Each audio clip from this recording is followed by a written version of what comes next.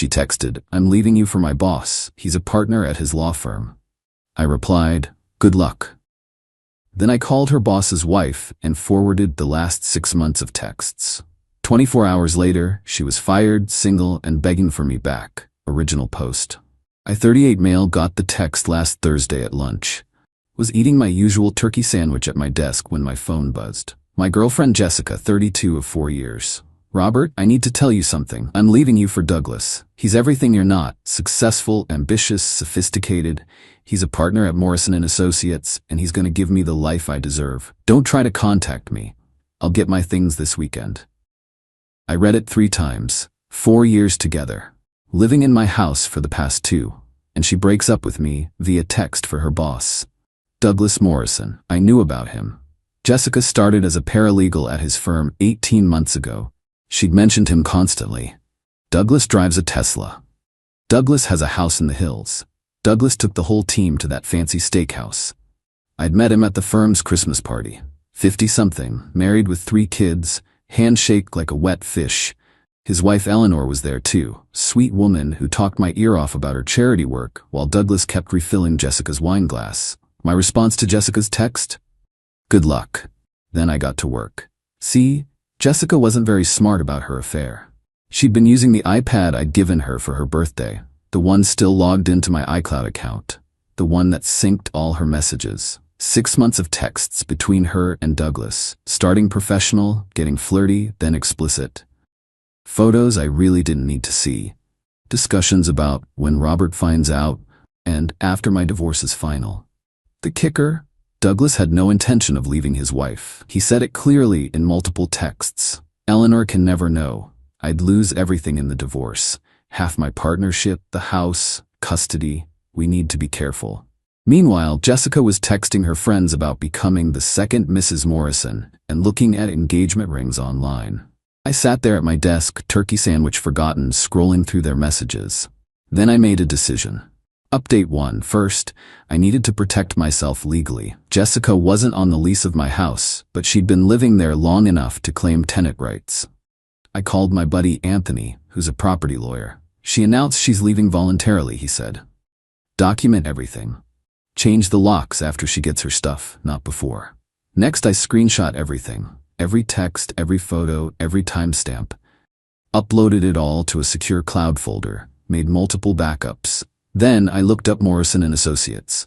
Found their company directory. There was Eleanor Morrison listed as Director of Community Outreach. They really were a power couple at that firm. I also found their social media. Eleanor's Instagram was full of family photos, Douglas with their kids at soccer games, their 25th anniversary party last year, vacation pics from Europe. I sat on this information for exactly 2 hours. Long enough for Jessica to be deep into her workday, probably sitting near Douglas, thinking she'd handled everything perfectly. Then I called Eleanor Morrison. "Mrs. Morrison? My name is Robert Caldwell. I'm sorry to call you like this, but there's something you need to know about your husband." Silence. Then, "Who is this?" "My girlfriend works at your husband's firm, Jessica Ramirez. She just informed me she's leaving me for Douglas." Longer silence. When Eleanor spoke again, her voice was steel. "Do you have proof? 6 months worth. Send it to me." I forwarded everything to the email she provided. 20 minutes later, my phone rang. "Mr. Caldwell, this is Eleanor Morrison. I've reviewed what you sent. Would you mind if I asked you a few questions?" We talked for an hour. She was calm, collected, asking for specific dates and details. At the end, she said, "Thank you for bringing this to my attention. Can I ask what your plans are regarding Jessica?" She said she's getting her things this weekend. After that, she's not my problem. "I see. Mr. Caldwell, I'm going to handle this my way. I'd appreciate if you didn't warn either of them."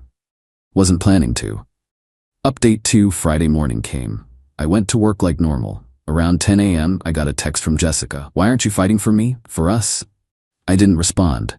11 a.m. "You're seriously just gonna let me go? After 4 years? Still nothing from me." Noon.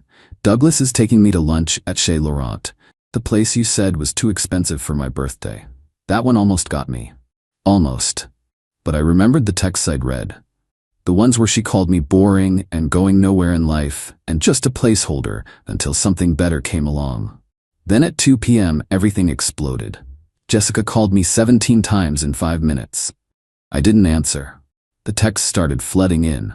What did you do? Robert, answer your phone. This is your fault. How could you? Douglas got served with divorce papers. At the office, in front of everyone. I learned the full story later from a mutual acquaintance who worked at the firm. Eleanor hadn't just served Douglas divorce papers. She'd hired the most aggressive divorce attorney in the state, walked into the firm herself during the Friday partners meeting, and announced to the entire room that her husband had been having an affair with a subordinate. She also informed them she'd be pursuing a sexual harassment claim against the firm for allowing a partner to engage in a relationship with a direct report, creating a hostile work environment. She had emails Douglas sent from his work account, texts during business hours, proof they'd used the company credit card for their hotel rooms. The senior partners went into immediate damage control mode. Douglas was suspended pending investigation. Jessica was escorted from the building with a cardboard box. By 3 p.m., Jessica was calling from her car, sobbing. Please, baby, please pick up. I made a mistake. Douglas lied to me. He said he was leaving his wife. I was so stupid. Please, I need you. I texted back. You have until Sunday at noon to get your things. Come alone. Update 3 Saturday morning, Jessica showed up with a U-Haul and her sister Monica. I'd already packed everything of hers into boxes and left them in the garage. Changed the locks the night before. Monica tried to play mediator. Robert, she made a mistake. People make mistakes. You're really going to throw away 4 years? She threw it away, I said. I'm just cleaning up the mess. Jessica was a wreck. Makeup running, hair unwashed, wearing sweatpants. Far cry from the woman who'd been bragging about lunch at Chez Laurent the day before. Can we please talk? She begged. We're talking now. In private? No. She started crying harder. I ruined everything. Douglas won't return my calls. The firm fired me. Eleanor Morrison is suing me for alienation of affection. I could lose everything. Sounds like a you problem. How can you be so cold? I pulled out my phone and read one of her texts to Douglas. Robert is so pathetic. He actually thinks I love him. He's just a safe bet while I figure out my real future. Jessica went pale. You read our messages? Your iPad. Still synced to my account. You're not as smart as you think you are. Monica's face changed. She'd been glaring at me, but now she turned to her sister. Is that true? You said that about him? Jessica didn't answer. They loaded the boxes in silence. As they were leaving, Jessica turned back one more time. I loved you, she said. No, I replied. You loved what I provided. Stable home, paid utilities, someone to split dinner bills with, while you waited for a bigger fish. Turns out your big fish was already caught. Update 4. The next few days were illuminating.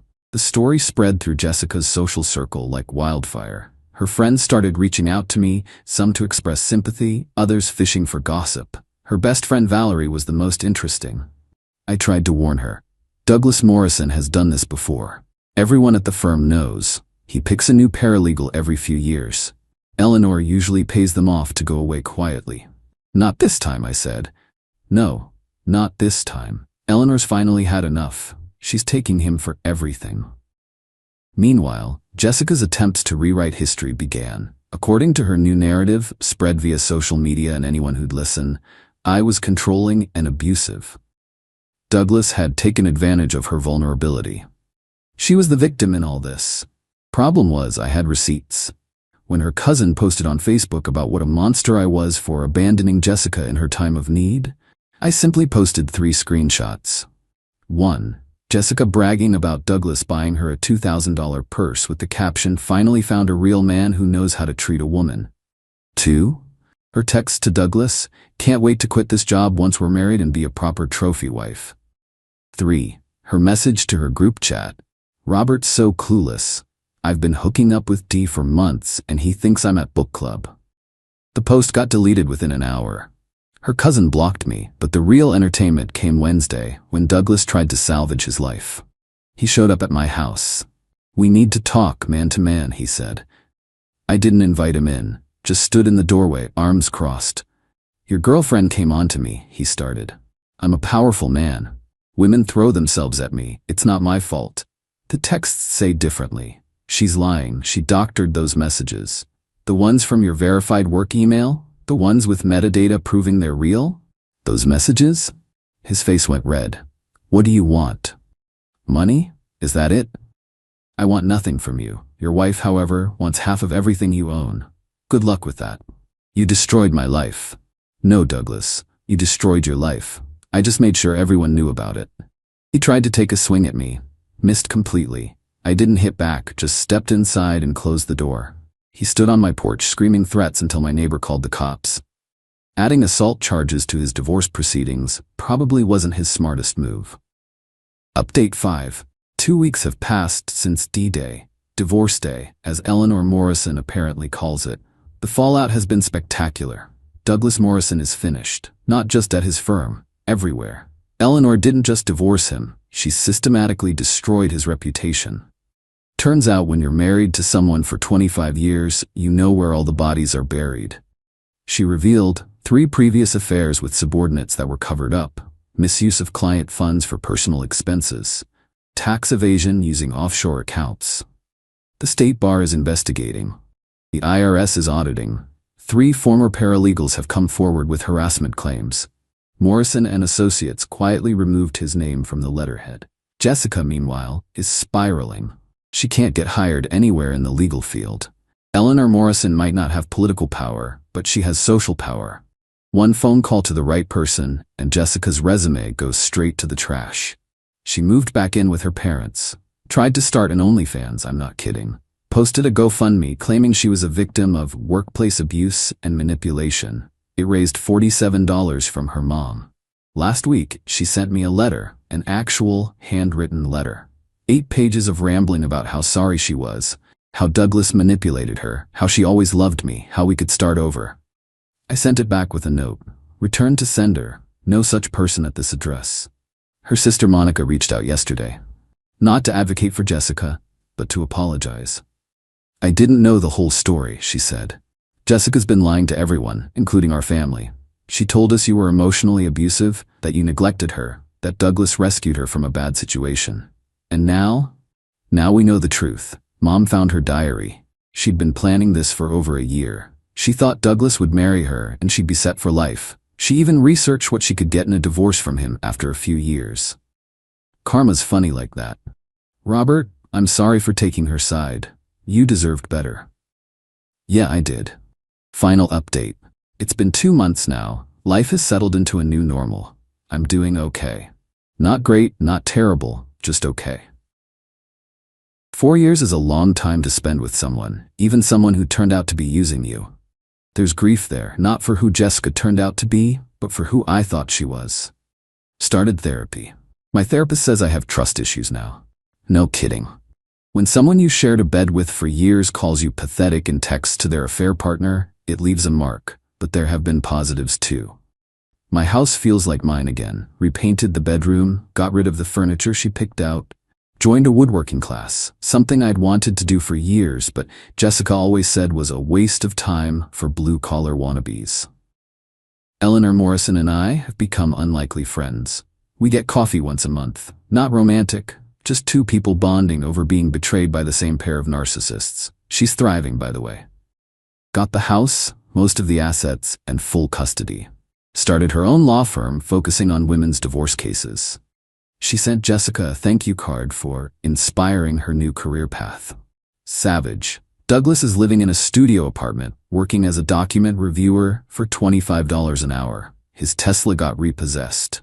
His kids won't talk to him. Last I heard, he was dating a 22-year-old bartender who thinks he's still rich. Jessica has tried everything to contact me. New phone numbers, fake social media accounts, showing up at my work. Security escorted her out, even sending her mom to plead her case.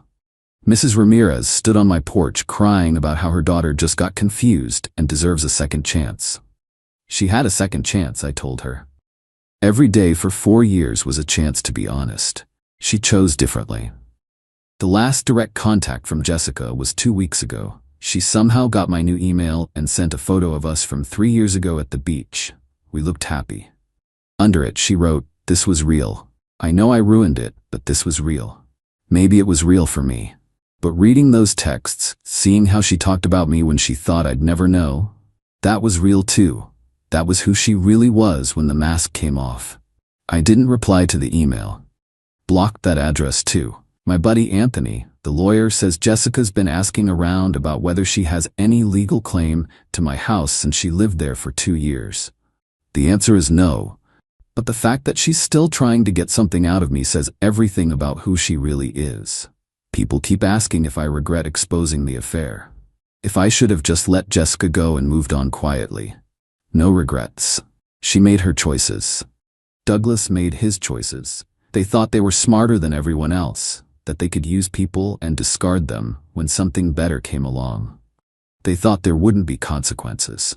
They thought wrong. The best revenge isn't elaborate schemes or dramatic confrontations. It's simple truth. I just pulled back the curtain and let everyone see who they really were. They did the rest to themselves.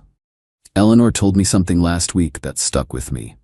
They didn't just cheat on us. They cheated themselves out of good lives with good people who actually loved them. We'll recover. We'll find better. They'll spend the rest of their lives knowing they had something real and threw it away for an illusion. She's right. I'm not dating yet. Not ready. But I'm working on myself, figuring out why I ignored the red flags for so long. Why I settled for someone who saw me as a safe bet instead of a partner. Next time, if there is a next time, I'll know better. I'll value myself enough to demand someone who values me too. For now, I'm focusing on work, my woodworking projects, and rebuilding my sense of self. It's slow progress, but it's progress. Jessica's still out there somewhere, probably looking for her next meal ticket. Douglas is probably spinning tales to his bartender girlfriend about how his ex-wife took everything in the divorce.